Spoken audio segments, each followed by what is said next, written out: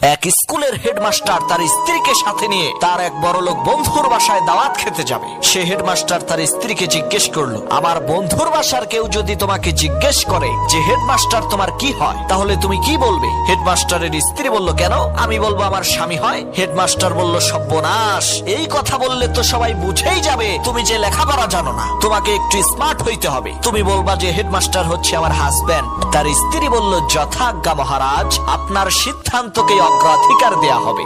যে কথা সেই কাজ। সেই হেডমাস্টার এবং তার স্ত্রী বন্ধুর বাসায় দাওয়াত খেতে গেল। তার বন্ধুর বাসার লোকেরা হেডমাস্টারের স্ত্রীকে জিজ্ঞেস করলো, হেডমাস্টার আপনার কি হয়? সে হেডমাস্টারের স্ত্রী বলল, আমার হাফ প্যান্ট হয়। লোকেরা বলল, কি হয়? সে আবার বলল, আমার হাফ প্যান্ট হয়। এই কথা শুনে হেডমাস্টার মাথায় হাত দিয়ে বলল, এই অশিক্ষিত বউ, তুই তো আমার ইজ্জত পামসার করে দিলি রে।